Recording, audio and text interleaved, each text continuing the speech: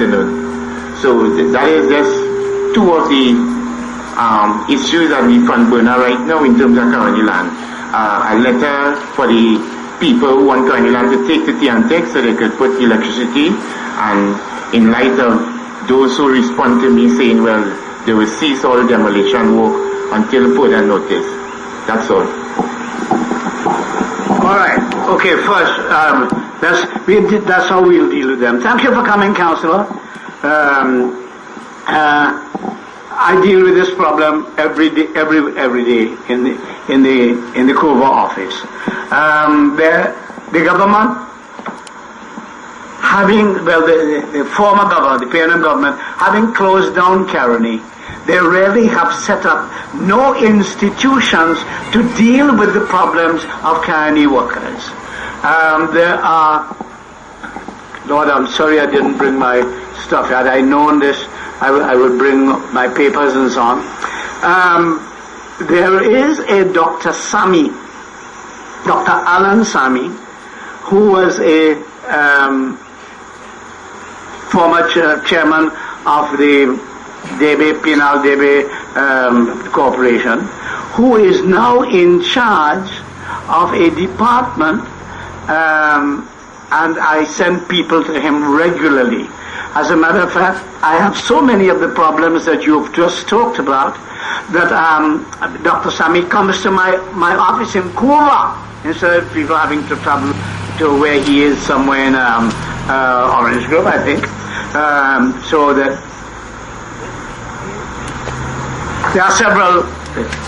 there are people who are squatting on Caroni's lands, okay? Who just come. They come along, and they're squatting on Caroni lands. There are other people who have been squatting on Caroni lands for 20 years, for 30 years, okay? There are other people who the company, by word of mouth, tell them they could go and live on a piece of land. Right? And the company did that because sugar workers were very poor, catching hell, and they would give them a piece of land by word of mouth. So it is a complicated matter with all kinds of different things. Some people, the father or grandfather was a tenant. So the grandfather built a house. So the father lived in it. When the grandfather died, the father lived in it. And when the father died, them live in it. So Carrie saying, you are no tenant, your grandfather was the tenant, and so on. So there is an enormous amount of complications, and what I would like to do is Councillor Jules what? Downey? Yeah. Or Downing? Or like where the Prime Minister of Britain does live, Downing Street? Yeah. All right.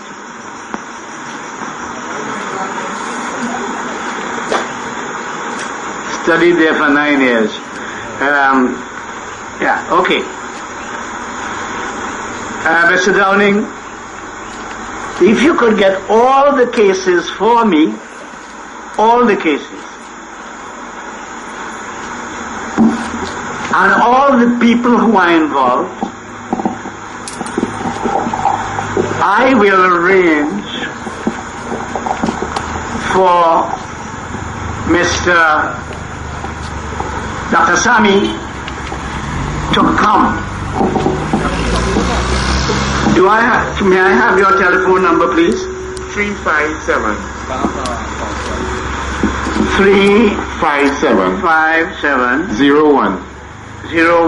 63. You could also email me at julesdongnin25@gmail.com. What's that, a big one? My email address is julesdongnin25@gmail.com. 25. Jules Downing, that is lowercase, JULESDOWNING 25 at gmail.com. All right, 25@gmail.com. Okay. All right, gmail.com. Okay. I will be, I'll tell you why. You have a piece of paper? Yes. If you don't have it, I'll give you a piece. Write down for me. You have a pen? You have a pen? Yes.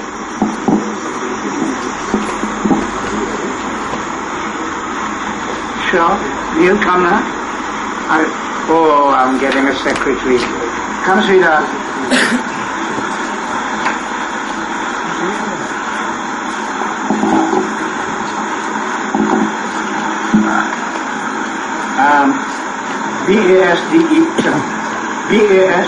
that's my email. BASDEOP @hotmail.com. So we could communicate, and we can get all the people all the people on Carney land who have problems. So that is one big problem we will deal with in one fell swoop. All right? My phone? 683-8160. By myself. And my home number is? Look at the home number. All right, because what happens, they don't let me sleep. They don't let me sleep if I have the home number. Okay? All right. That's how we're going to deal with that. We're going to get all the people of Kearney. And you'll give me their name, address, and this and that, the other, communicate. And we'll arrange for a meeting. What we will do, James, the best thing, James, to arrange a meeting is to arrange for a meeting near to where they are. Okay. The Kearney workers will be concentrated in a certain area. Right. Don't go and hold the meeting in Port of Spain. You're going to be doing the concert where they are. We arrange a time, a place, a date, and I'll ask Dr. Sami. I'll contact Dr. Sami, and I'll bring Dr. Sami down, and Dr. Sami, and I'll tell him what it is about, and we could deal with those problems directly, because as I say, there are all kinds of problems, and different people deal with different problems. For example, Dr. Sami deals one, but the Commission of State Lands deals with another set of the Kearney problems. That is what I meant when I said the government has not set up any proper structure in order to deal with the problems. So there are several agencies all over the place to deal with problems. The best one I know is Dr. Sami, who is a good man and a friend, and who comes to my office to help people with those similar problems. Okay? So we know how we're going to deal with that. Yeah. I'm ready. Could you? Good afternoon to the head table. This telephone like some politician did harden too hard. Watch. Good afternoon to the head table. Yes. Welcome to the Basdeo Panday Foundation in Busy Corner. My name is Sandy Joseph. Okay, Sandy.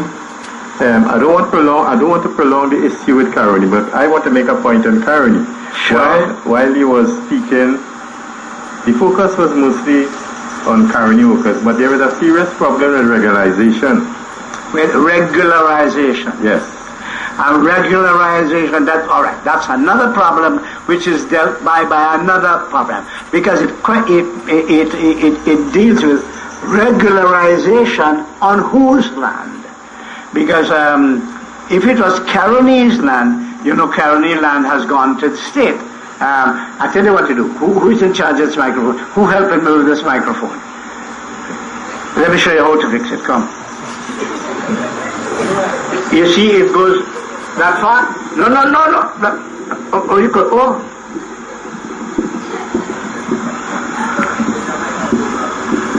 Just like some of them politicians, truth boy, they'll stay one place. Thank you. Now that helps. That will Yeah. But yes, we talk about regularization. Yeah. All right. Now, this is regularization on whose lands? Because that is the issue. Whose lands we talking about? Caroni. We talk about county land. Yeah. So the regularization on county lands, on lands of county. Because we continue having survey in the area concerning regularization, but it seems as though nothing coming through.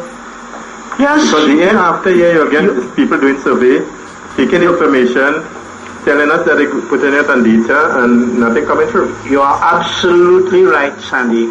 You're absolutely right. And I know about this problem because I deal with them every day of the week at the foundation. Because most of the people in them who are looking for the regularization is farmers who planting food for the nation. Yeah. And you don't have proper roads, you don't have no sort of legal tenancy because they could move you anytime and say, listen, we passing a highway here, or we passing a road there, and you pay Joe. But they did such a stupid thing, man. So we need to get something done, all right. You know? So we have that other problem. We have regularization. Now we have regularization of, and this will be regularization of who we talk about, squatters or tenants. Because again, if they are tenants, I believe there's squatters, and I believe they might have tenants who pays rent. Also, I don't know how much is their regularization tenancy is. Okay. But most of them are squatters. All right. But they are farmers. They plant food. Right. Yeah. We all. So that's my point. You see, I just wanted to make an address. See how they're dealing with Caroni. Thank you, Sandy. Okay, thanks. That's a good point because that is. Could I contact Mr. Downing? That is a problem. Could I list with Mr. Downing also with this procedure? That is a problem. Yes. All right.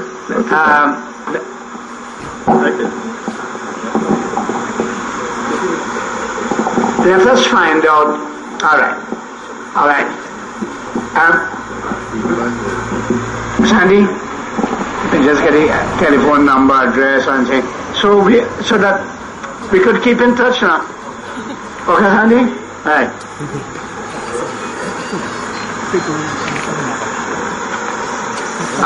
Very right. So we deal with two major problems.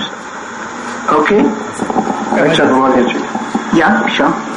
No, I could go and talk No talk, they from dinner, boy, everybody here, they probably have the same problem. Well, here, I applied for the previous government for a piece of land, 5 acres of land. And they gave me no response. All right. Okay. You applied for 5 acres of land to do what?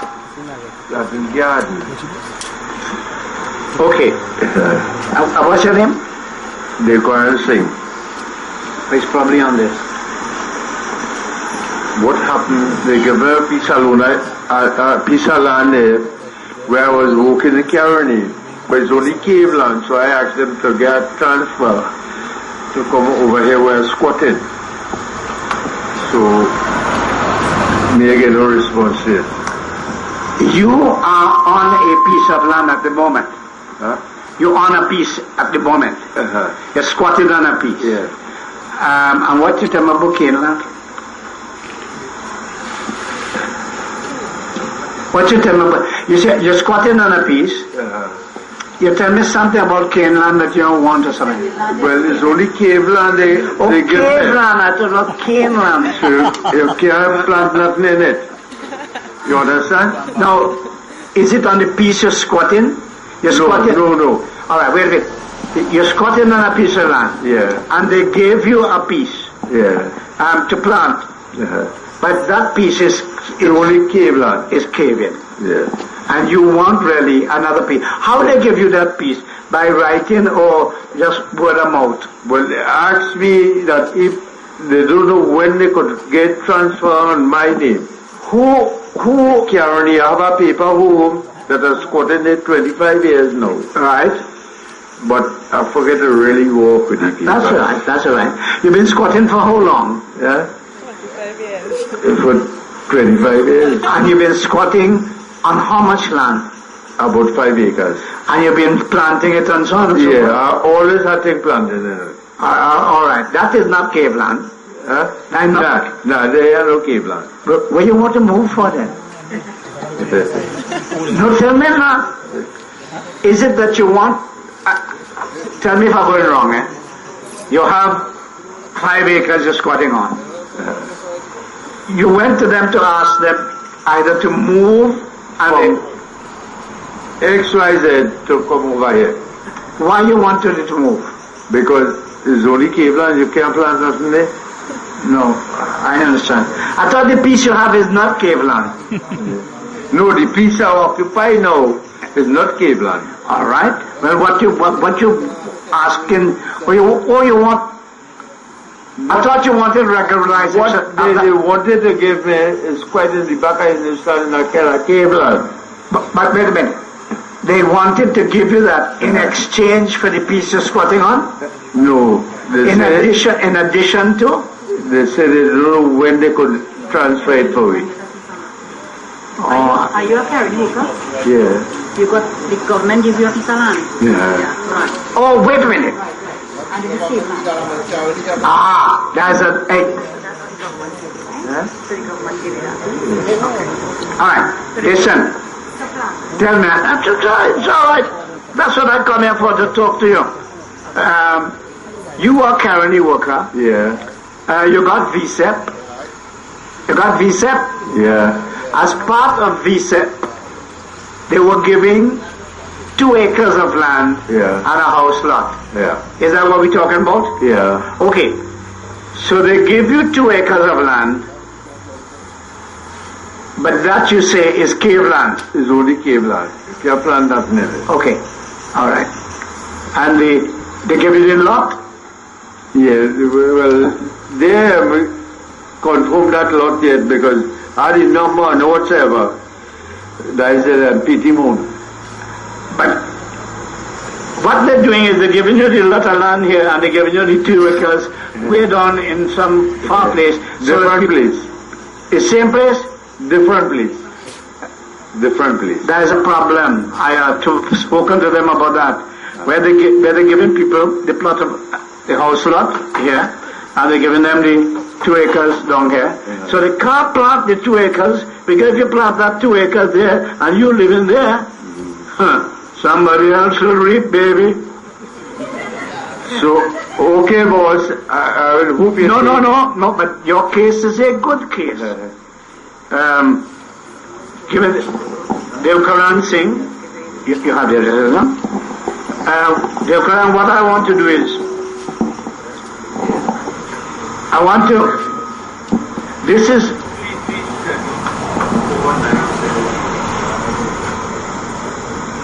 it is 337 4977. That's your phone number. 70. Okay. But that's a good case. You said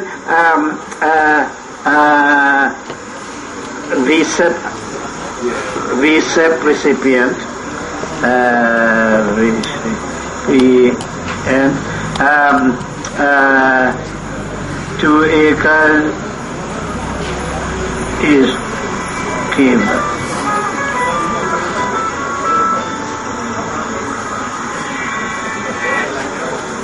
Hello? Yes, Errol. It is, Brothers Road? Yeah. Who walk it?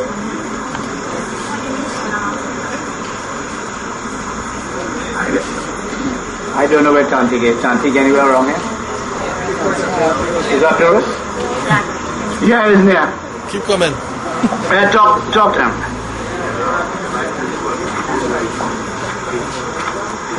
No, the place where you're squatting on is cultivated. You telling me that as a part of the VSEP you got a 2 acre piece. Is that what you're telling me? I want to get it right in my head. I want to get it right down. You have no paper from Carney and then? Right. So, no, that's all right. That's all right. What I want to find out is, if what you're asking for is a piece of land, they say, okay, we'll move you from this squatting land and we'll give you a piece. And that piece is cave land, or if as part of your visa package they're giving you a 2-acre piece, which I know. I went and asked them for that, and they say that you could, if they could transfer it right now, you might take a later time. James, see if you could take down this problem for me. Okay. You know the gentleman. Sure. And get the facts, James, because apparently he hasn't got the facts clear. All right. Huh? If you could get the facts for me, that is to say, he's on squatting land. I got that. I don't know why he want to move, whether they want to move him, whether Karen is saying, okay, look, we want the squatting land. We're going to give you another piece, and the piece they're giving him is cave land.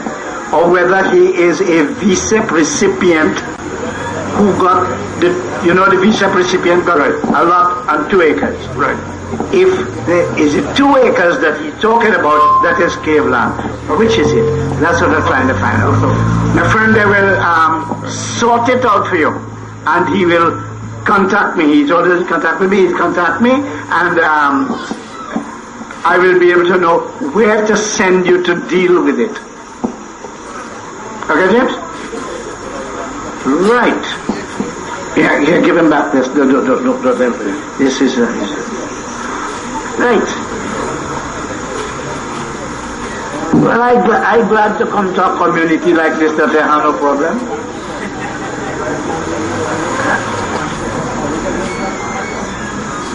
Right, anybody else? Yeah. Any other problems? Yeah. Right. My name is Ramesh Maharaj. Careful, eh? Yeah. Not easy. Okay, Ramesh. Right. My problem is similar. I live on Kerry land again. While it's a bit different, as you mentioned about Mount C. Right. So actually, that is how it is. Mount C. I live in there. What was that? I live in there. As I mentioned about the Mount C. Right. So I live in there by Mount C. Oh, Mount C. Right. That is how you come to live there. Right. How you come? I was given the land to build on, but again by Mount C. By who it was given? Well, that was the people at Caroni. The people at Caroni. Right. How long ago? Well, I live in there is about nearly 20 years now I'm there. 20 years, okay. Now, my problem is bigger than that. After the company closed down in 2004, I was working with the company when they closed down. Right. So it was really casual workers. Right. Now, you were a casual worker. Yeah. So you didn't get visa. No. Right. Okay. Okay. We didn't have no badge number or anything like that. Okay. Now, after they closed down, they began to regularize and these things. They take down my application. Probably about 4 times they take down my application. So I decided, well, I want to put water. So he tell me, well, I have to go to a lawyer. You have to go by a lawyer? Yeah. Lawyer don't put water? Well, I tell them, yeah. Is it So Wassa? I get a declaration as they told me. You went to Wassa for water? You went to Wassa? You went to Wassa? Yeah. And what Wassa say? Well, I'm telling you. So they give me, I get a declaration. When I've gone back, they say they're not taking it. That I have to get a letter from the state. When I go on, they send me back to BC. When I go to BC, again I apply again. They say, well, I have to go to the state. So I applied again, the state responded. So again now, when I went back again, they say they're not taking any documents. They were not taking any documents from Caroni. That I have to get it from the state. When I go back to the state, they send me to Port of Spain. When I go to Port of Spain, they send me to El Socorro. When I go to El Socorro, they tell me LSA in charge. So they send me down LSA. When I go down LSA, that is at HDC department, and they began to check the documents. LSA claim they have no authority on this area. LSA is what way? That is Land Settlement Agency. Okay. So I wonder now, all the time previously, LSA coming to demolish, LSA coming to demolish, LSA coming to demolish.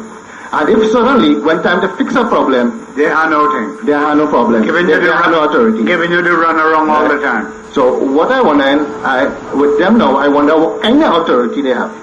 I want to meddle in. The problem is here now, right? Well, right now, I waiting till I had to go back to El Socorro. I don't know if I go there, who I go meet or whatever, what the next story will be.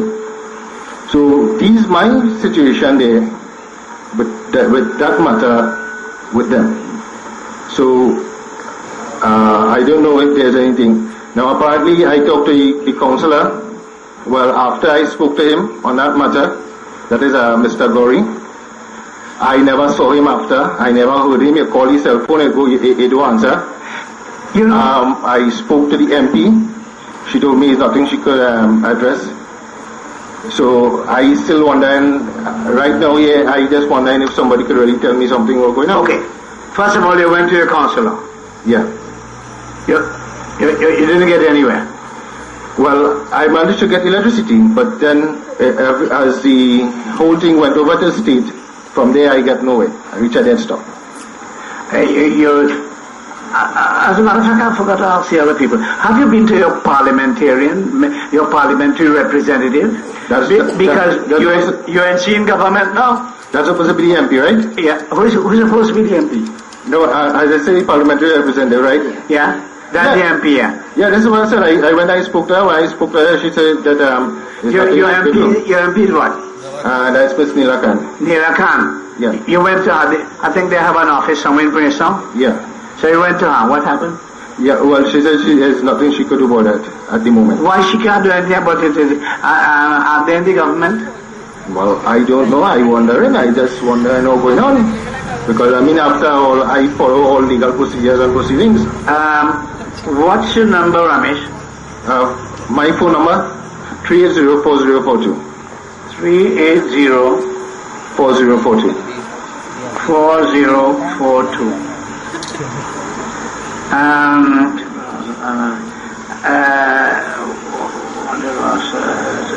So what you're asking for, you want to get water? Well, that is the first thing, looking at WASA, regularization. well, yeah, as part of WASA is not giving you the water because they're saying Caroni, they're taking a letter from Caroni, one letter from the state. First there was acceptance letter from the lawyers, right? That is the declarations from the lawyers. But then after now, as the changeover went, they sent me to go to the warden's office, right? Because they said they're not accepting the letter any further. When I went to the warden office now, the people at the warden office says they're not accepting any declaration from the lawyers. So you have to get it from the state. But your MP could have called WASA and find out what was happening and so on. That would have been an easy thing to do. Anyway, Mr. Sandy, is here? Mr. Sandy there? Yeah. Mr. Sandy gone?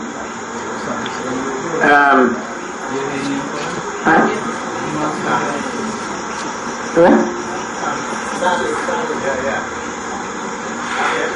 Oh, did you go to your MP about your problem?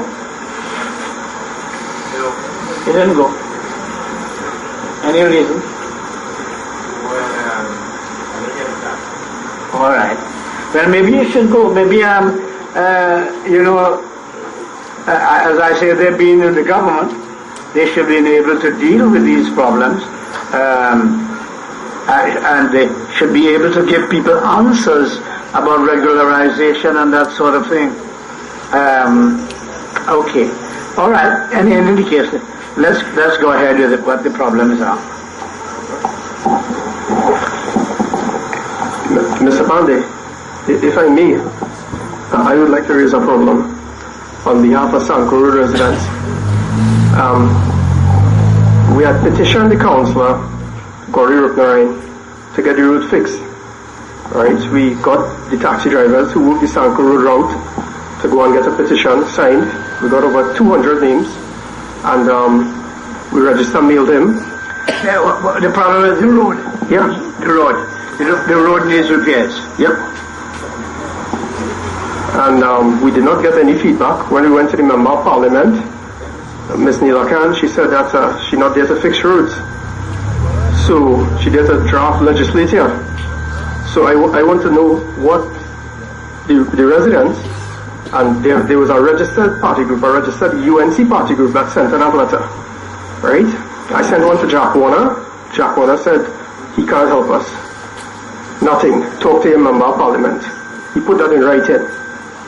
So I would like to know, how do we go about getting that road fixed? So when these people get the road runner, when they go to the MP, Yes. the MP say go to Warner, Yes. they go to Warner, and Warner say go to the MP. Yes.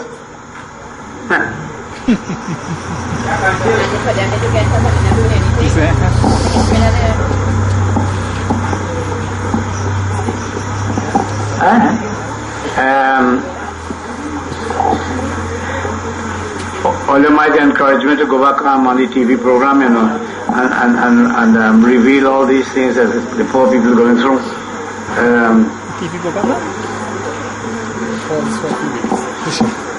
Right. So this is Sanko Road. Yes, sir. And Sanko Road is in a bad shape. Yes, sir. And needs repairs. Yes, sir. We have three. And neither your MP nor the Minister of Works can help. Yes, sir. That is correct. There's one runaround after the next. And I mean, I have residents from Sanko Road here, this lady here, and this other lady here. And But she is saying nothing, and she from Sanko. Now you represent it or your mouthpiece? Which is it? In your mouthpiece, he's not your representative, nobody elect him. He's your mouthpiece. Very soon? Yes, I agree. Yes, people have to start thinking about that. so what advice you could offer us? I mean, what do we do? On this one, I don't know, because they are in power and they can fix the road. I see they fixing road elsewhere, and I had a TV program that we had to raise these problems, and I might have to start doing it again. Okay. Because when they give people to run around like that, I don't know what to do. Your MP tell you go to go to your minister, and the minister say go to your MP. Yeah. Okay. Any more? Right.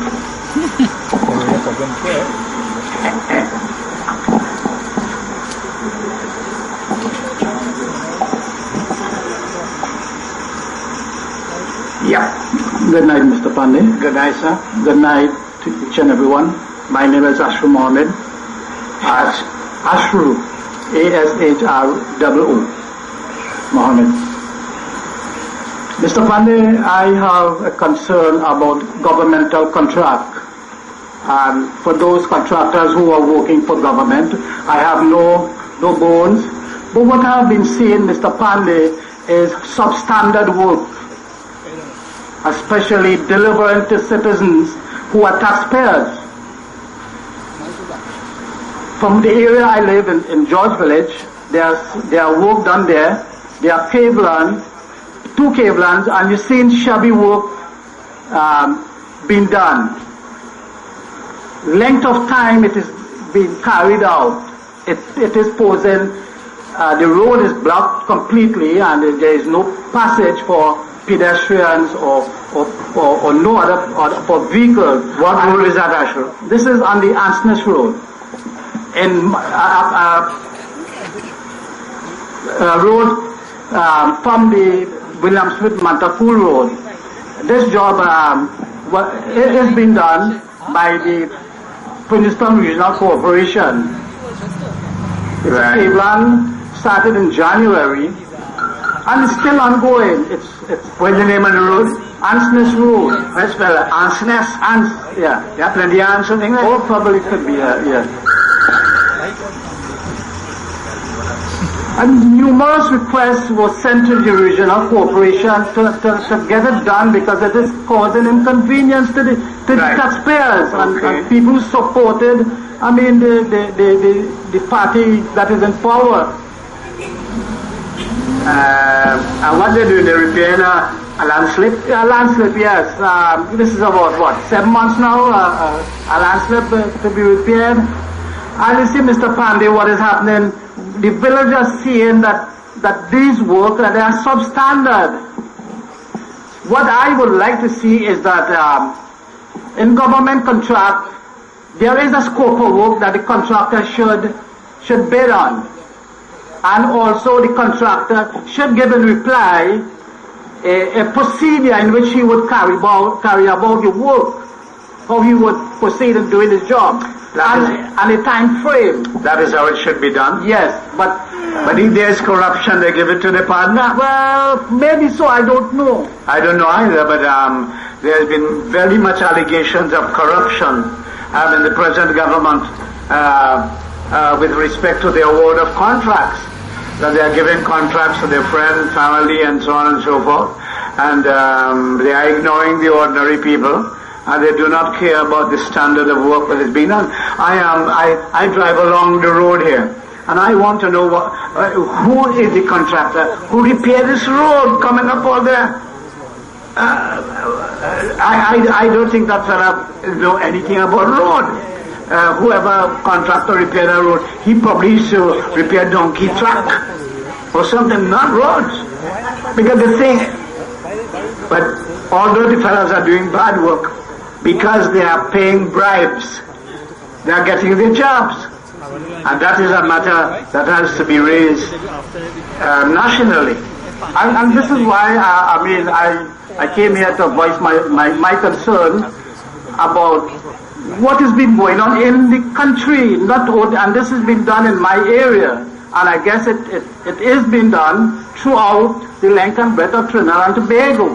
Yeah. And we need to stand up as people and say, hey, we are not going to accept that. You're absolutely right. You're absolutely right. I think people have to stand up and demand what they want. For example, the workers of Caroni, not only here, the workers of Caroni in every part of Trinidad and Tobago where Caroni operated are suffering the same problems you are suffering.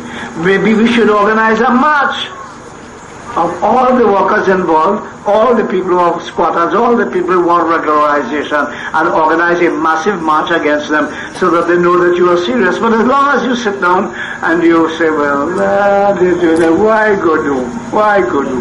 As long as you say that, they'll walk all over you. So, but what's your phone number, Mr. Boy? 656-3010. Okay. Right. I'll make some time and come up and see you at Regency Complex where we can sit down. Sure, anywhere, yeah. On a one-to-one basis. All right. Yeah. Right, so, and you have my number, you can always call me. Yes, I have your number. You heard it. My telephone number is 6838-160. That's my cell number, and it's always on except when I sleep in. Because on that said cable, Mr. Panday, when they cast the retaining wall, I guess everybody know in concrete what we call honeycomb. As soon as the contractor lift the boxing off, he had us to come plaster in that wall. And it was alleged that if the cable failed, that retaining wall failed, but they had no other choice but to let it go. They had no money to redo the cable. We must find out who is the contractor. And as you rightly say, the contractor, if you enter the contractor to do something, I enter the contract with you to do something, the contract will say, yes, you will do it for so much money, such a cost, and you'll complete it in such a time, and the specifications for the job is so and so and so. But apparently that's not happening, and it's not happening because of possible corruption. And because, not only because, I had sent a letter to the chairman the chairman of the Furniture Regional Corporation with a list of items that should be done, and apparently it was not acknowledged. So they say, hey, look, that's all I'm talking garbage. Let's not continue what we're doing. That's another thing I find. I find that this government is treating the people with contempt. That you can't meet your parliamentarian. If you meet them, they may know what to do. You phone in the ministers and so on, you can't get through on the phone. They keep giving people the run around, and they keep treating people as though they were dirt. The very people who supported them to put them in power, they're treating them as dirt. That is what I find wherever I go. That this government is treating the poor and ordinary people like dirt. And I agree with you, and who's getting it, priority number one is the change of jersey. Exactly. The people who are getting all the plums are the opportunists that have just come out of the woodwork. Correct. You didn't know where they were. UNC workers, UNC supporters are being thrown in the bamboo, and you see people getting jobs, they're getting what? House, they're getting all kinds of things, and the UNC people who voted for them getting nothing. I agree with you totally that is happening. And you have to do something about that, you know. We are going to have to do something about that. The party was stolen, taken away from you. You may have to take it back. Well, if that time comes, when that time comes, I agree with you. the people to decide. That's right. I find they're treating the poor people very badly. Concerning the shabby work, I had sent an email to Stacey Rupnarayan and Minister Stacey Rupnarayan, and she never really had the courtesy to reply and say, look, yes, I acknowledge your concern about shabby work in government projects. And by passing, you would know, an experienced person in the construction field will know that that is not good. And it's not meeting the requirement of a civil engineering. Yeah. You don't have to be a civil engineer to know that it's not required, not meeting that requirement. Sure, I agree with you. I mean, you won't be 100% guarantee, but you would, some of your concerns will be right. Must be. I agree with you totally. Ashur. So that is something, Mr. Panday, I would like to say that if we need the only thing to deal with this kind of problem, and the last one that they talked about, is for us to expose it for public opinion, to expose them for the incompetence, their rudeness in not answering emails and telephones and so on, the way they treat the poor people as though they were trash and dirt. We must expose that. I agree with you. Thank you very much. My pleasure. Right. Anybody else have any problems that we can deal with? Well, if you don't, maybe you have a spokesman. Look at it. Good night, Mr. Panday. Good night. I have a friend from this area. He's a taxi driver. He's a licensed taxi driver. However, PH driver is having an upper hand on him right now because of the rules and regulations that Mr. Warner attempted to pass. That PH drivers, should get regularized and stuff. And now he's being terrorized by PH drivers in this area. How should he handle a situation like this? Expose the problem, because I always was against that happening because of several things. First of all, you would hear about PH drivers being shot. If you look at the papers over a period of time, you'll always see a PH driver shot, PH driver shot, PH driver shot, right? That shooting is because he's not a PH driver at all. That shooting is because he's transporting drugs. And he's involved in drugs, and the PH is, he's hired to transport drugs, and very often, because of that, he's shot, he's killed. Now, a taxi driver in most parts of the world, and I think even in this part of the world, has got to have a character reference, because that's very important. have a license as a taxi driver, but to get a license as a taxi driver, you must have a character as well. You can't be a fellow who go to jail every 6 months.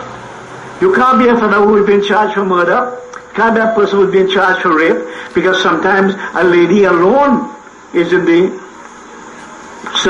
PH taxi, and she's asking to go somewhere and they have to pass through some lonely road. And if you have a taxi driver who hasn't got a certificate of character, is a man who raped people and so on, the woman may end up being raped. So I think that was a very bad idea. I think that the taxi drivers have taken the matter to court. Because another thing again, and I don't know how it's working, a taxi driver has to pay a certain kind of insurance, an insurance which covers the people in the car. So if you are driving in a taxi and anything happened, like accident and so on and so forth, the insurance of the taxi driver is liable to pay for your compensation. In PH, they don't have that kind of insurance. When Mr. Warner decided to make PH legal, I do not know if they got the kind of insurance to protect people. Otherwise, you get into an accident and you could be crippled, and nobody will attend to you. Yeah, you travel at your own risk. So that I think we ought to. I'm glad you raised that. I think we ought to question. Although I believe the matter is in court, I have to look at it. I think we have to question about this whole question of PH driving and so on and so forth. Let me take it down anyway.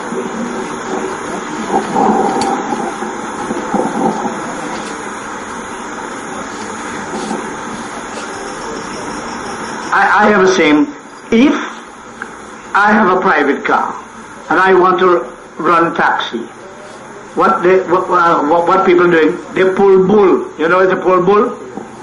Right. I mean, they're using the private car to carry people. If those people are injured, no compensation for them. Okay. Now, I think what they should do is, if a man has a private car and he wants to run it hired, turn it H. Nothing wrong with that. Turn it H and run it as a hired car. Why you have to have PH driver? Why you can't have H driver? Why the P can't get H?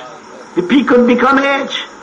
So I don't understand that what Mr. Warner was doing there at all. I think it was a very dangerous thing actually, to give a license to people to operate a taxi without they having a certificate of character from the police to say this man is not a murderer, this man is not a rapist, a criminal.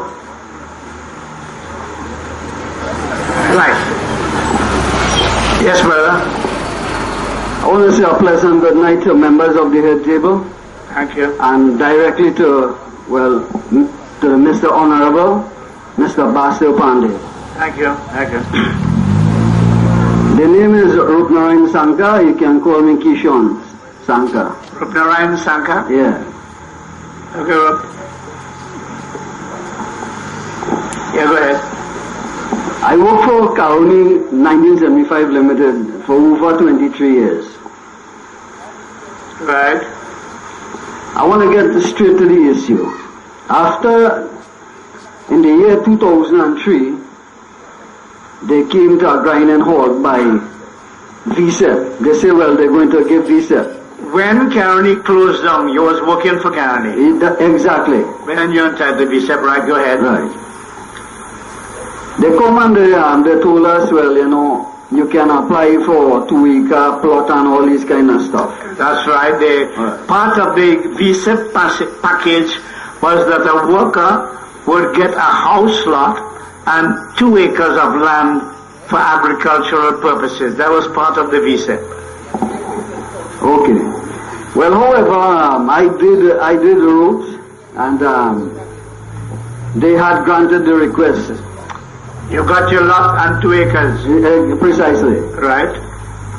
What I really want to say is that I got the plot, I did started to make some developments on the land. All right? I had the land toil, plow and, brush cut, plow, bank and all that stuff. Wait. The lot or is 2 acres? No, the 2 acre plot. Okay, good. Go ahead. However,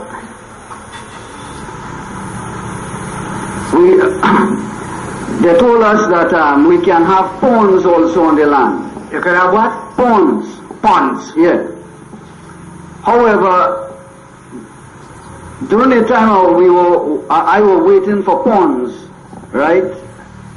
It was the time was going and it's like what they say is like it didn't come into pass. All right. Like it took us some time. Hold on, let me again. They say you could have ponds, but did they promise to dig the pond? Or did they say, look, you have 2 acres here, you could put a pond on it if you want, you could have ponds. Yeah. What was the arrangement? That they go put the pond, or you could put the pond? Well, they said that I can put the pond. Right. Okay. However, they say I can put the pond with their approval. Right. Right? I went ahead, I got the approval. Lovely. Right? Went to WASA and the different relevant authorities to get the pond dug. Right? Having the pond dug privately with the approval of the Ministry of Agriculture, the day when the pond was dug, now I'm no professional about digging pond, right? I'm just somebody new into this thing. All right. I just want to find out really tonight, with your experience and knowledge about what could be done, how this matter could be dealt with. The pond was dug. No one from the Ministry of Agriculture came on site the day when the pond was dug. Right? When the excavator driver was digging the pond, I told him that, they says, well, you have to, do a proper job like benching, you have to bench the pond because it's dug in a valley. He says, well, he doing this thing for many years. Alright? Alright. After the pond was dug, I took all the documents, bills and all that stuff, carried to ADB, to the Ministry of Agriculture, and I told them, well, this is what I have in my hand. This is the document to prove, well, the pond was dug, and there's a policy where you get so you can apply for subsidy as well. That is correct. Right. Well, what has happened is that when the rain started to fall, about 6 months after, rain started to fall. The hills start coming down. The pond closing up. I went several times to these people. I spoke to them about this matter, and they've been giving me a kind of little runaround. So I simply asked them, well, who is held responsible for this thing?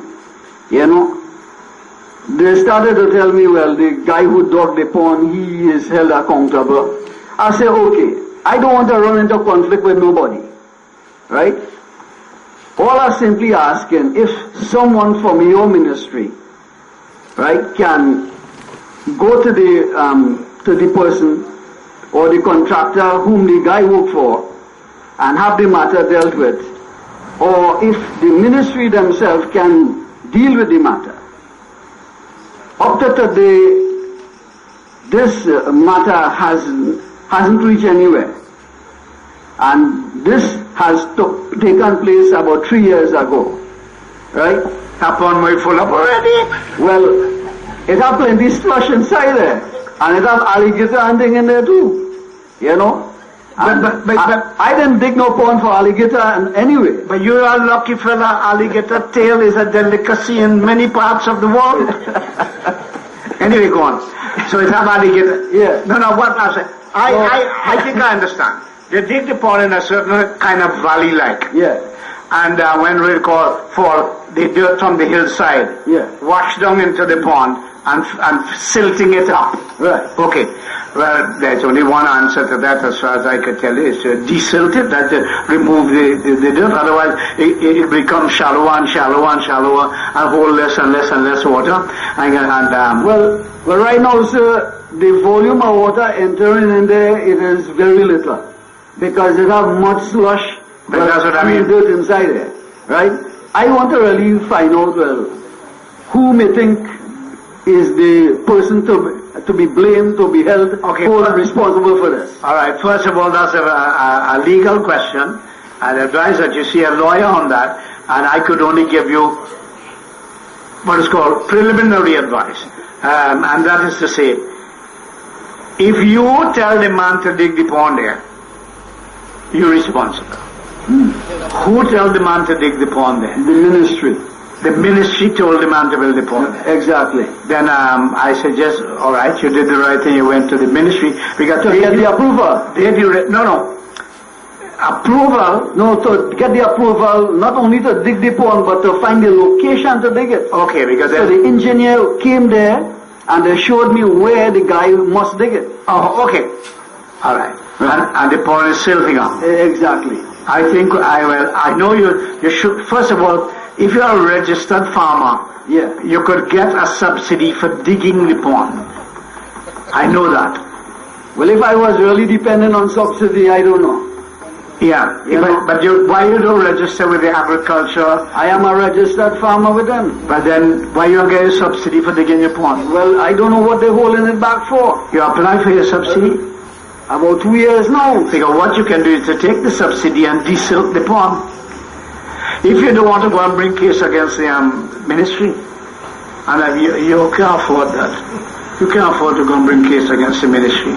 So what you have to do is you have to make the best of a bad job, and you have to get a contractor to desilt. And you have to plant crops on the side of the hill that will prevent water washing down the topsoil. That's the best advice I could give you. To get the subsidy. You get the subsidy and use the subsidy to desilt. And plant on the hillside where the dirt washing down from, planting something that holds the land together. So I want to say something. With respect to the information you're giving me, while it is good to go to the ministry and get the subsidy, I am still holding the grounds that the ministry is held accountable for this. That being the case, are you prepared to bring the ministry to court? Because you go to them and say, listen, you guys are responsible for this because you did it and so on, and therefore I'm asking you for compensation, or I'm asking you to redig the pond or whatever. And if they tell you yes, you're okay. If they tell you no, are you prepared to bring a case against them? Because that's the only advice I can give you. That if they are responsible, go to them and tell them you are responsible. And I want you to correct it, send back the tractors and correct it. If you don't do it, I'm going to sue you in court for negligence or whatever it is the lawyer advisor to sue them for. Okay, thank you for your time. My pleasure, sir. Right. Let's have some of the complaints that you have.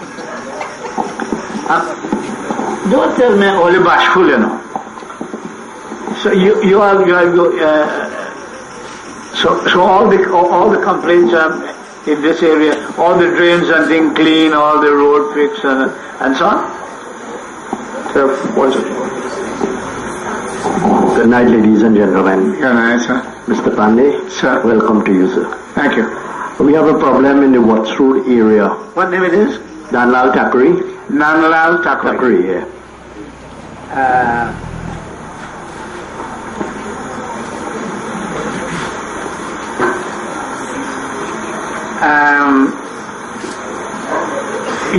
What area it is? Yeah, that Watts Road area. The Watts Road area. Is a very, very bad condition. What is bad there? The road? The road itself. What the name of the road? What's road? Watts Road. Take you straight back to the Tableland Anglican School. What does it need? Surfacing or repair or what? It wants surfacing, it wants repairing also too. Don't get wet. Not plenty room on big bed. These are big tents. Not plenty room in the big tent, man. Don't be, look, you're going to sit in the water. Well, they have dry land, you see in the water. Nice blessing here. Right blessing. Mr. Panday coming. Yes, sir. Mind the blessing, they are cold though. Yes, and then we have a river called the Pool Bridge. So we have Watts Road and these repairs. Watts Road is a long road, when I look A very long road, very long road. So where, in what part? What part of Watts Road are you talking about? The complete Watts Road, the whole of Watts Road. Whole of Watts Road. Yes. Yeah, okay. And then have a bridge called Pool Bridge, taking you back to Ridge Road. Pool Bridge. Yeah. Right. It break down and that bridge never built back for the 15 years back. 15 years back. Minister go and minister come, nobody do anything to it. Pool Bridge broken down. Yeah. For how many years? We put it to councillors. We put it to councillors already. For many years? 15 years. Yes. Yeah, okay. We report in all different places, I was gonna say. councillors, ministers. You went to your councillor. Yeah. What did they say? They say that they don't have any funds right now to build that bridge. But I don't understand it. They just say that when the PNM was in government. Well, since PNM time we talking about. So we talk about now. We went now. No, yeah, well, I told Mr. Gorey about it, but no response on it. And you get no response? No response. He said that it's two different counties, Victoria and Upper River Mara. Oh, Bob. So you cannot say anything to that. So what happened? The bridge on the boundary, half the bridge on the side, half on our side? Yeah, that is right. That is right. That's wrong. They don't draw the boundary line, so that's wrong. Right. Again, He's just saying that to get out of it. Again, all the teachers just pass through Watts Road. Very, very bad condition. The principal even trying to apply to get a transfer because through that condition of that road. Because and the pool, the pool get it really up. The pool bridge. You said you went to the MP. Yeah. And he said that is what? Between two counties. There are bridges between two counties. Yeah. You get So the boundary line run in the center. Yeah, in the center. Yeah. The way tell them to say fix your half. Well, you will complete bridge that can fix that half only. But then you go to the other council and you tell him fix his half. Well, since PNM time is already. Alright, did you go to your MP? Yeah, I went to MP. Yeah. What your MP say? They said that they do. Well, they cannot help anything there. What? They can't do what? They cannot do anything to that there right now. Why? Because they don't have any funds to build the bridge.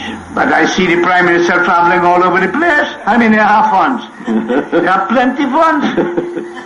You ever see any government travel so much?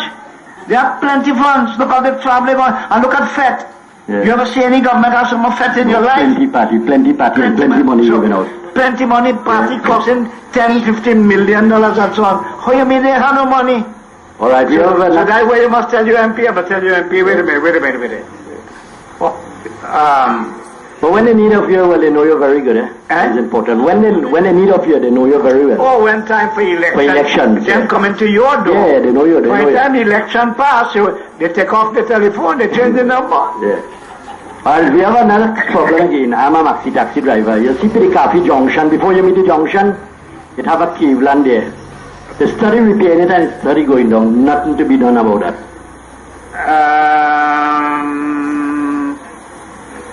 Driver, where is cave land is? Before you meet the Pitikafi junction, the St. Julian, they call it Dr. Road Junction. What do they call it? Dr. Road Junction, but it's St. Julian village. Dr. what? Dr. Road Junction, let's call it, Pitikafi. Oh, Pitikafi? Yeah. Yeah, I know Pitikafi. Some contractor build a wall there. They make 6 months, the wall bust away the road and all study going down. We suffer nearly 2 or 3 years with that cable and it's study going down. If we pass and throw a little material again, it's sink down again. I don't know what really going on. Well, you need the engineers who will know how deep you have to go down in order to stabilize the thing and so So on. we want something done about it. If you could help say something or do something about it also too. What your councillor saying about it? Well, I can't see the councillor. He's so busy. Yeah. Councillor busy. They're very busy. But busy doing what? They have no money. Oh, And they say so. yeah. So how they could be busy? They have money. Can't be busy doing anything. But you have to make special appointment to meet them now. Special special appointment. Yeah, you can't see them, so now. How about your MP? MP, I go to the MP. The MP never been in office. I don't know where the MP does be. I never look at him in the MP. I think we should get a private detective and follow this MP, you know. Now find out where did this go. Yeah. Why they're not in office? I make appointment. I remember Every time I go here and I meet him. when I was Prime Minister, there was a problem. People have always had a problem that they can't meet the members of Parliament. And when I was Prime Minister, I used to have cabinet meeting on Wednesday from 9 o'clock to 12:30, whenever we finish. To have lunch, and I would go in my office, the Prime Minister's office, which was in the Twin Towers at the time, and I would tell my secretary that today is open day. Open day. And anybody who wants to see the Prime Minister, tell the security guard and everybody, let them in. Just make sure they have gone and things now. Right? Because me know where they come in. So, but just make sure they have gone and let them come. And every Wednesday from 1:30 o'clock, I would go into my office, and people know this was open day, and they'd come and first come, first serve. And I would stay there until sometimes 8 o'clock in the night until I see the last person. Thank you. And I remember one day, it was 8:30, the last fella came in. When he came in, the usual thing I said, sit down my brother, sit down, tell me what I could do for you. He said, you can't do nothing for me. I said, so what you come here for? He said, I come here just so that I could sit down in that chair opposite the Prime Minister, and when I go home, I could tell them fellas in the village, I sit down and talk to the Prime Minister. Now, the point is, it may sound jokey, but it is how you relate as a human being to people. That man feels so good that he could just come into Prime Minister's office and say, voila! But we have some ministers, you can't see them. Councillors can't see them. Very hard to see them. You make an appointment and you still can't see them. Yeah? I know one minister. I don't know, we have to make a delegation to meet them. One minister, I ran for somebody come to my office and asking me to make an appointment to see Dr. Rudy Munilal. So I said, where you live in? He said, I live in Debe. I said, but his office is in Debe Pina right there. Why you don't go and make an appointment? He said, I went. So I said, what happened? They say, give me your phone number. And when the minister have time, he'll call you. So I said, I can't believe you. I took up the telephone and I called the office. Dr. Rudal Munilal's office. I called it. And I said, my name is Panday, and I am trying to make an appointment for someone to see Dr. Munilal. He said, well, Dr. Munilal don't see nobody by appointment, you know. I said, so if a constituent want to see him, how will the constituent see him? He said, let him come and leave his number, and when the minister have time, we'll call him. You know what this man wanted? This man had a brother who was in Canada, who was dying, and he wanted a visa to go to Canada to see his brother. And the Canadian embassy told him that we don't believe you about this brother and thing, but if your member of parliament could give us a letter saying, yes, I know this man, he has a brother is healing, we'll give you the visa. So I said, that is all the man wants. They said, well, this was about January or February I was calling after this year. They said, well, let the man come and give his number. I said, but he did that. He did that since October last year. He gave his number, and up to today he can't get an appointment. My brother must have died without he being able to see his brother. That is how arrogant these ministers are. That is how arrogant. My brother must have died. And all he wanted was a letter from the minister saying, my brother is ill, he's in Canada, I want to get a visa to see him. We have to do something about this, we can't go on like this, But anyway, tonight is about your problems. Okay, it have a lot of roads want repairing. A lot of roads? Yeah, let us name them, let us get them what they are. Okay. I think I have to go. I have to Okay, think sir. this. I will tell you. I have to start up this program. Okay. Yeah. Right, tell me any problems you have. As I say, I came here to listen to any problem. Good night, Mr. Panday. You're not done. I would like to know what is the procedure to get an HDC house, because only if you know the minister, then you get a house. Okay, I'm glad you asked that. I have written about 30 letters on behalf of people who ask that same question. And I have written and asked the minister, please tell me what is the criteria that you are using or going to use to distribute houses. And up to today, he will not answer. I wrote Jerlene John, said, tell me, how do people get a house? What is the criteria? What are the rationale, the reasoning behind who gets house? Up to today, I can't get an answer. And I began dealing with this thing on the television, and I found out that they have 6,800 houses which are empty, the HDC. They are not giving it out to anybody, and they're building more houses on agricultural land.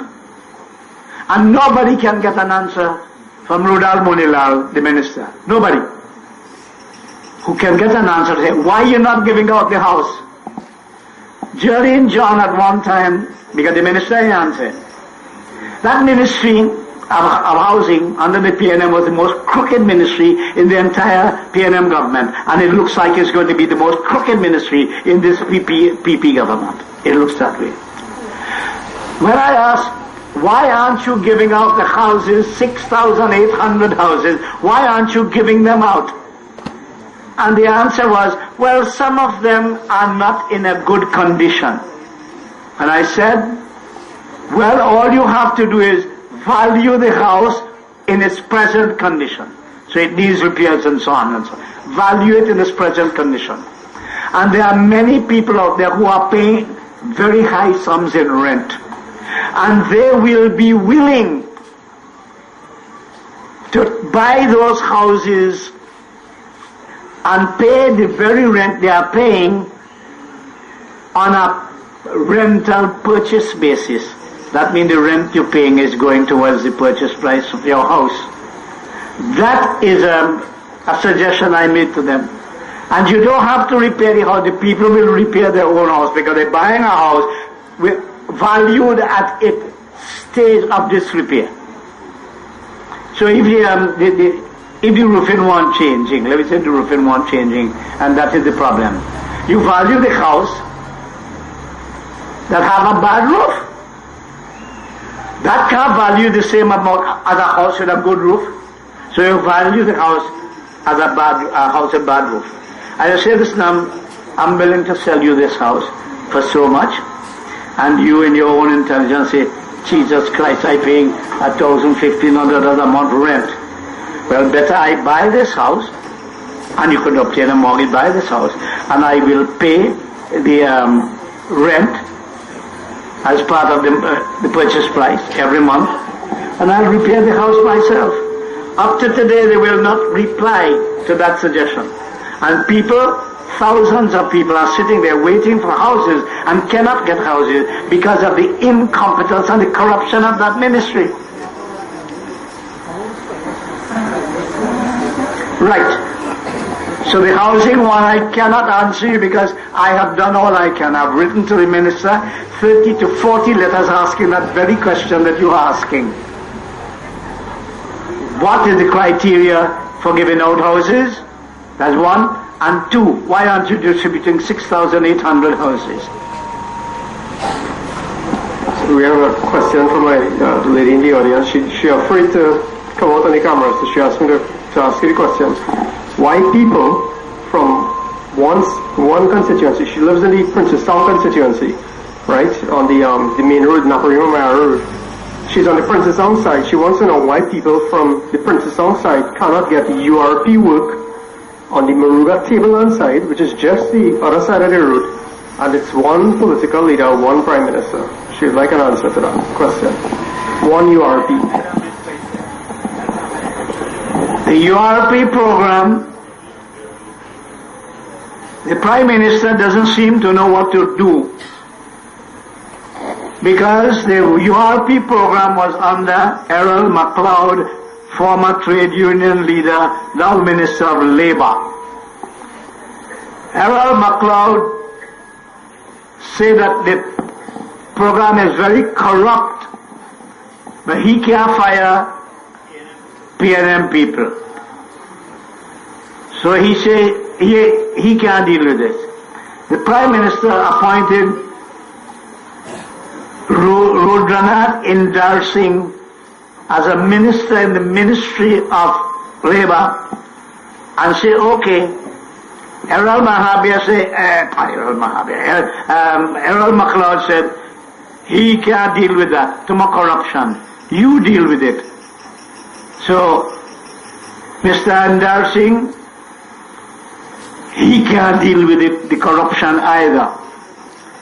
So, she moved it from the Ministry of Labour and put it in the Ministry of the People, Glenn Ramadasing.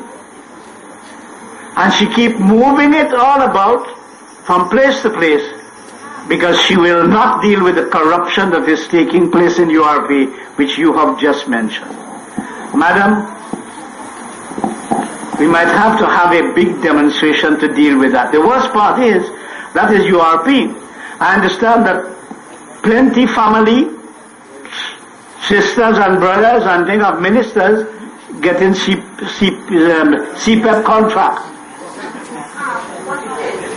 I have questions here. And people from the other side cannot go in their own constituents in their passport and get work. So they in my passport. And what? Give her the mic,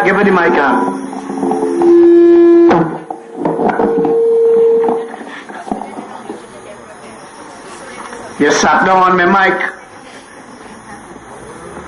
Yeah, let me hear this part.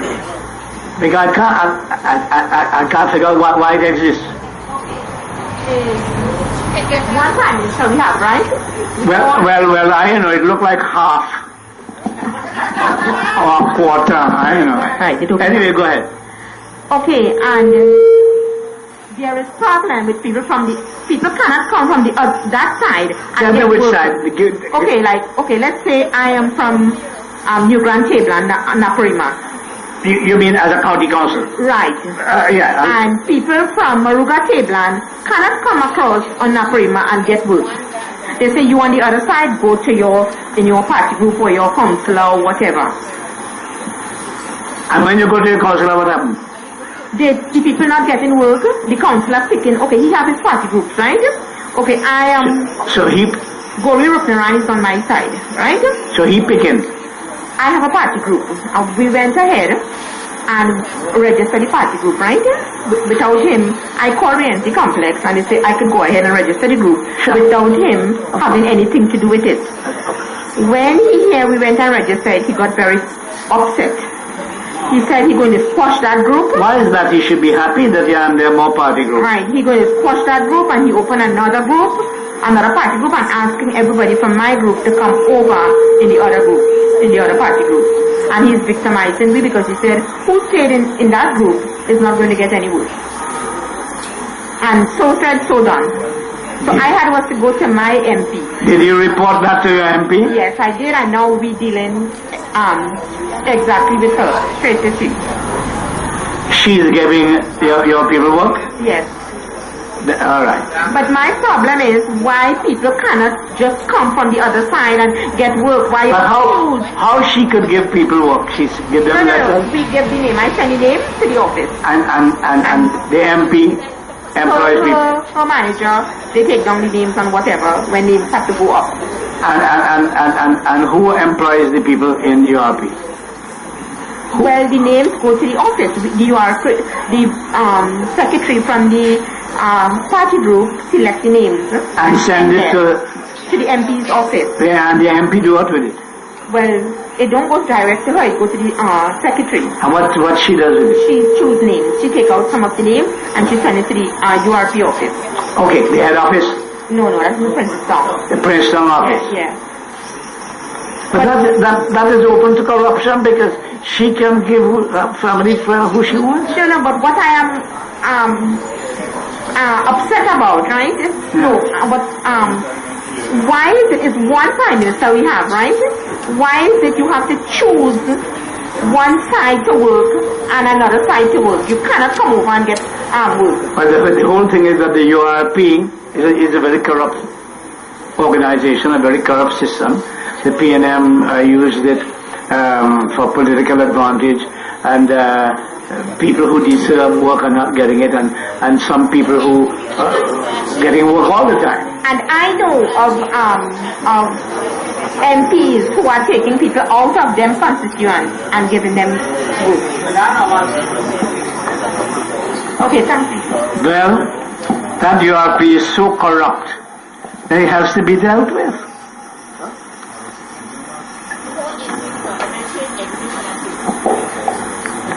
Sorry. Second, lady, other comments? I can't hear.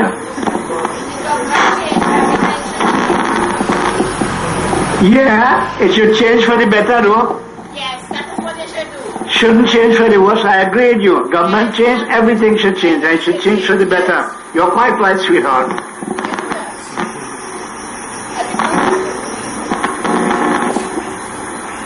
Yep.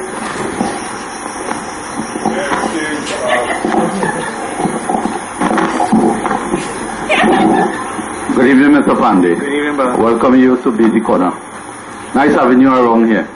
Thank you.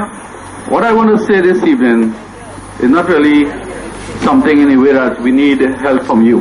But I wanted to go on national television and on record. And there are lots of people around here who I see. And apparently to me, they're afraid or they're ashamed to come up and say something. And I guess it have people here that have a lot of problems around here and they don't want to come forward and say what is the problem or who working and who not working. I want people here to tell me this evening if they're getting any help from Neela Khan.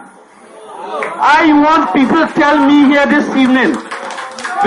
Anyhow, before I go forward, my name is Harry Prasad Kulanjan. I'm a known person in New Grand. Lots of people around here know me. And I want the media to take up this once and for all. Apparently people want to sit down and stand up here and they don't want to talk. Right? I am here to let you know, Mr. Panday, that we are even getting exchange in this place. We are even getting exchange. And I want to ask the people around here this evening, what Neela Khan, the member of parliament for the area, did for this area for the past 1 year. I wanted to be on record. I wanted to be on national record. What Neela Khan have done for the people of this constituency, which is her constituency. I have been sitting down here and listening people talking, saying that they go to her office, they don't meet she and all this kind of thing. It's a fact. She has done nothing for the people. She has done nothing for the people for the past year. I want the people to say what Neela Khan have done for you in the constituency she belongs to or represent. I'm not hearing anybody saying anything. What Neela Khan has done for you all. So why all sit down here so quiet? Well, why it is all you to come forward and say something? You see more people have problems here? You see more people have problems here and they don't want to talk? Bashful. And they're bashful? But I want it to be a national record that Neela Khan is doing nothing for our constituency. Neither the councillor, well, I was coming to him. He's an ex-racist by himself. Who is the councillor? Rupnarayan. That man is doing nothing for the area. And he was a councillor here for 7 years.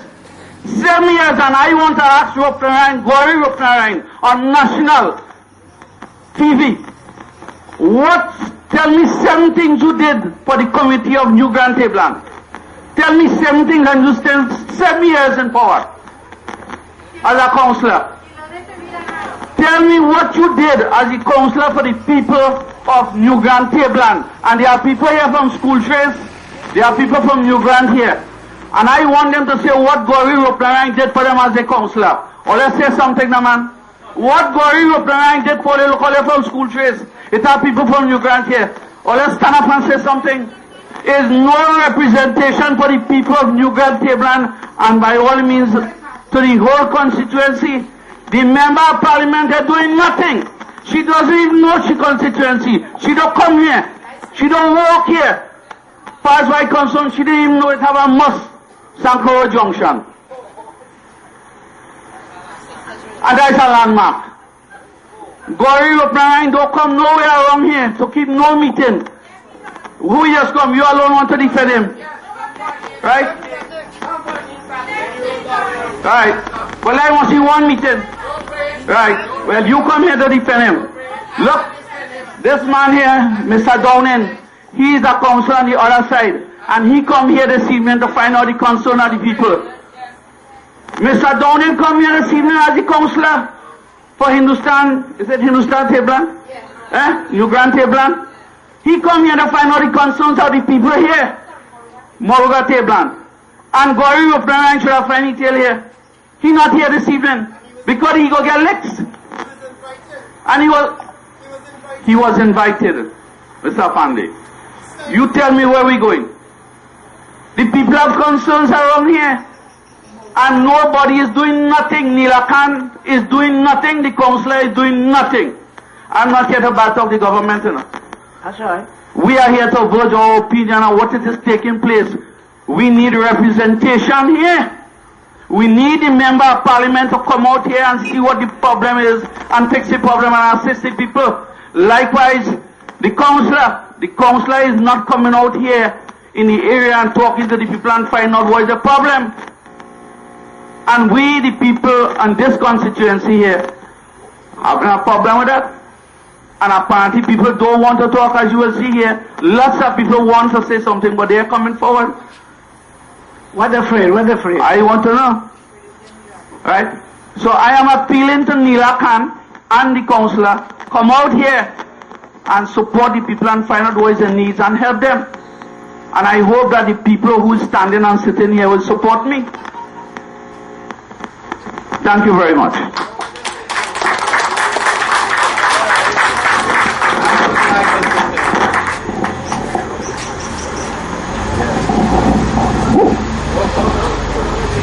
Good night, ladies and gentlemen. I feel very happy to be here to see Mr. Basdeo Panday, who I always had great admiration for. And nobody could have bad talk Mr. Panday to me. But I felt very disappointed with him. And the previous speaker was talking about Neela Khan do nothing for the community. Mr. Panday was Prime Minister for maybe 5 or 7 years and he did nothing. So in 1 year, what you expect Ms. Neela Khan to do? More than 7 years, that bridge break down. Nothing was done. And Mr. Panday is here today only to discredit this government because he was removed as leader of the UNC. He should try to help the party that he built I pay great respect to you that you built the UNC. You should have tried to assist, guide these people so that they will remain in government. If they will make mistakes, they will make mistakes, but we will stumble and we will rise and we will move again. Not try, my friend, to discredit, my friend, the people who supported you all through. My friend, Yes, sir. I am here at the invitation of the people. That's why I'm here, and I have no other purpose for being here. Okay? Thank you. I am your viewers. I hear them. I listen to them. But you are not right. You are not correct. I am here because I was invited here to come and listen to the problems of people. I am not in the government. I have no part of it. When you were in government, you did nothing. But you can't say that. There are people here. We have been suffering here for years. We built 34 schools. Not in busy corner. Not in busy corner. They are talking about the needs of this country or this area. You did nothing. My time is up because I am against Mr. Panday speaking. What he did when he was Prime Minister, he did nothing to assist this community. He tried to build things in Laventille, but you didn't help your people. You are responsible for the demise of Carney Limited and all those people. Mr. Panday is the man responsible for that. You are not correct. What's your name? What's your name? Hiralal Rampadaran. Well, Hiralal, you are wrong. You are very wrong, Hiralal. Good evening, ladies and gentlemen. My name is Nalini Rupnarayan, and I've been proud to be a councillor for 7 years under the opposition party, the United National Congress. And I am standing here today and tell you how pleased I am. When Mr. Panday was in government, we had schools built, we had bridges built, and you know... That's don't worry. I did come back. Mr. Rampadaran probably get no contract or something. Mr. Rampadaran, how much contract you get from this? That's what. So listen, I know. I Okay. my business with politicians. Yeah. I don't affiliate my business with politicians at all. All right. Don't worry. They're giving you enough contracts? No. Oh, I don't look for well, that's bad, man. You have a complaint. You have a complaint yourself. For that kind of support, they should be giving them. Anyway, I'm not here to answer. Because I don't deal with politics. I am here to listen to people. My view, politician only serve themselves. Who you serving? But let me talk to people. I came here to talk to people, and I expect. Yes, Mr. Panday, and I want to say, my children, they went to school, and they went to school when your government was in power, and today, my children can stand up and say that they have a very good education. They are highly qualified. Don't worry, Mr. Rampadaran. He has a bee in his bonnet. And I want people to know, and they must remember. And he have a little few in him as well. Yes, I want people to know and to remember. Their brain must not be shallow. That's right. To know that when the United National Congress was in party, that was the best government ever passed through. Trinidad and Tobago, the United National Congress. We had the best of everything. We had good roads, police stations, schools. And he having some contract problems. For this, I must say, Mr. Panday did a very good job. Thank you very much. That's right. Anyway, I am here to deal with your problems, and I will not be deterred from that. I came here to listen to them and to help you in the best way that I can. I am not in office and I'm not in power, but I will deal with those who are in power. Okay? So please, let's complete our meeting. Okay?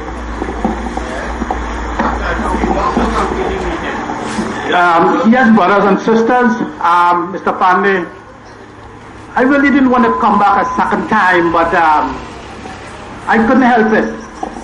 What I really come to say, to endorse what my comrade there said about the representation for Princestown. I drove through all in the back of Princestown. It took me over an hour and a half to get through to all the back road, to get to Piparo, the boundary of Tabaquit and Princestown. I asked myself, are we in the same government, PNM government, or are we in the UNC government who we voted for change and better representation? We should ask Ram Padarat. So,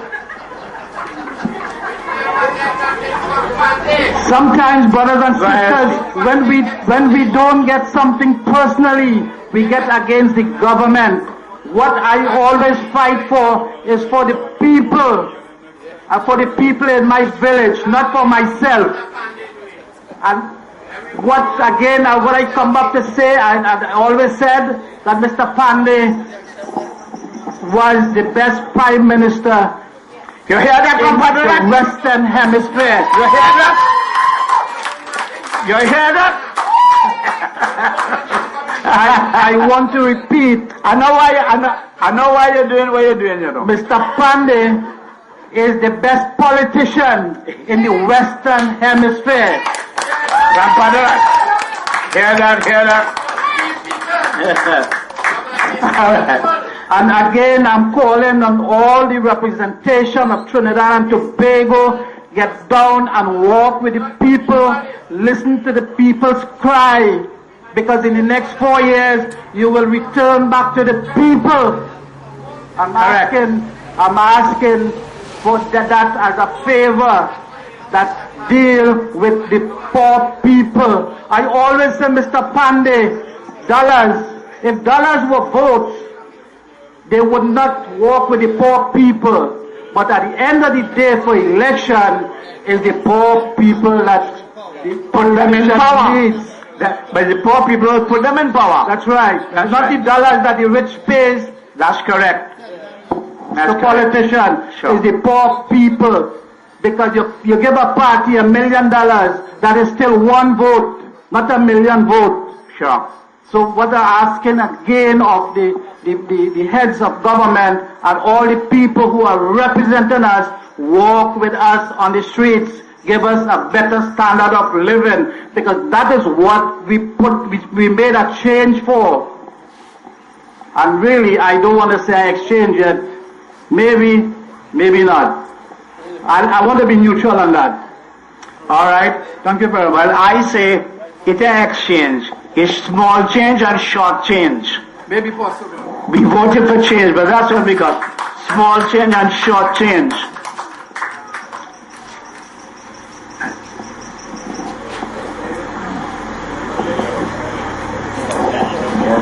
Hello, good night, ladies and gentlemen. Special good night to Mr. Panday. My name is Mami Chansuku. I live at Sanko Road, New Grand. It's our trees in Sanko Road named Moses Trees. What trees? Moses Trees. The regional corporation for the past maybe 20 years never did nothing to that road. The private people threw some gravel in it. It don't have a foundation. And recently they dropped some oil sand in it. If the oil sand spread on the road, it will descend to mud. So I don't know, the regional corporation. You went to your MP? Well, not your MP, your councillor? Yeah, I went to the councillor. He don't want to hear nothing about road or nothing like that. He just live in quarter mile from it. But what does he say? What he said when you tell him about the road? He doesn't want to hear nothing about that road. He said don't have a road, but so long to have a sign, a sign on the regional corporation sign on the road, that is how I know, so long as have a sign on the road, it is a regional corporation. So what he's saying is not a road? Yeah, he says not a road. And yet still we have a sign, Moses Street. Moses Street? Yeah. Moses Street is not a road. No, it's a trace. Yeah, it's a trace, but still, Yeah, Moses Chase, right. And that is off Sanko Road, eh? Off Sanko Road, yeah. Right, okay. Right. You saw your MP? You didn't see MP about it? No, I didn't see MP about it. I think you should also see your MP. That Moses Trace, and people live in there? Yeah. It have And have houses there? Yeah, about 7 houses. How come is that a road? All right. I don't know. All right. I think you should see your MP about it. I'm taking down these and I'll mention these on publicly because that's the only way to get them to work. Yeah, I'm not like something. I live on a acre and 4 points of Caroni land. Yeah, you have an acre of Caroni land? Yeah, an acre of Caroni land. Right, yeah. I have somebody living on the well, when I purchased the land, it had the lady who transferred the land to where my mom. It had a lady living who transferred it. And when she died, somebody come and start staying in the house, and they don't want to move from the house. All right, let me understand. Yeah, let me understand the problem properly. This is a piece of land, Caroni land. Yeah. What, somebody was renting it? No, the transferred the land to me and my mom. And the lady who transferred, she died. We don't know, just a minute. What was she, a tenant? Yes, she was a tenant. She was a tenant. And she transferred the tenancy to, she's a parent? Yes, she's a parent. And she transferred the tenancy to you and your mom? Yes. After she transferred the tenancy, you and your mom used to pay rent to the person? Yes, paying rent for 30 years. Okay. Years all right, you're a tenant. So that's clear in the law now, you're a tenant, right? And what happens now? When the lady died, but I allowed she to live in the land, right? When she transferred the land to us. When she transferred the land to you? She had a house in the land too. And she was living there. Right. And I allowed she to live on the land. Right. And when she died, she nephew come and start staying in the house 13 years. And you don't want to move. Oh, he is not your tenant? No, he's not my tenant. I think you should send him a lawyer's letter. You know, that indicating that he has no right to be there. And you are the tenant of this land and you are paying rent for it. What about your landlord, the fellow you pay rent to? Who is that? No, I pay rent to Caroni Limited. Oh, but Caroni, of course, will not interfere to do anything about that. No. So, okay. My advice to you is to see a lawyer who send him a letter and tell him that he is trespassing upon lands of which you are a tenant, you have receipts for it and so on, and if he doesn't move, you will take legal action to have him removed. Okay, thank That's the best advice I give you. Okay, thank you. Pleasure. Right? All those people who afraid, you shouldn't afraid anymore.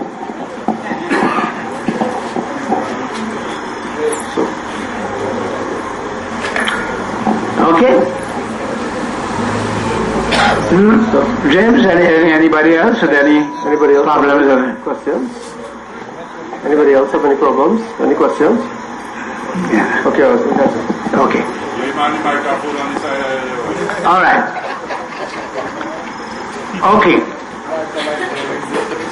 As I said, I came here at your invitation to listen to your problems and to see whatever I can do to help with those problems.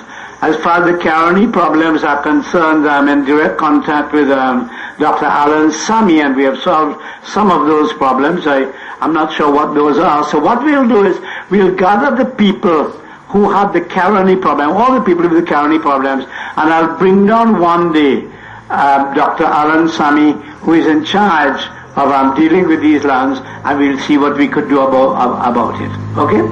As far as your parliamentarians is concerned, if you can't see them, and you can't see your councillors and so on and so forth, you have to get rid of them. It's as simple as that. You have to get rid of them. And you have to take back your party which was stolen away from you. Your party was stolen from you. And you have to take it back. And the way to take it back is that in every constituency, you must form your party groups. form your party groups in every constituency, and when the elections of the UNC come around, take back your party from the international conmen and them who have taken it. So you have to take back, so you have to work hard. I have to take back the party. And my advice to you is, that is what you must do. Okay? Well, thank you very much for inviting me, and it was a pleasure for me to be here. And I'll do all I can. I've taken down all the problems, and I'll do all I can to assist in any way that I can. Thank you again, and God bless you.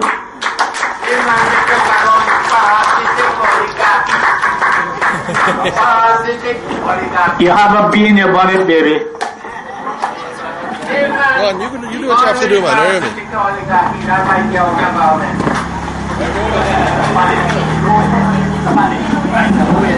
On behalf of the Basdeo Panday Foundation, may I take this opportunity to thank each and everyone for attending this meeting here this evening.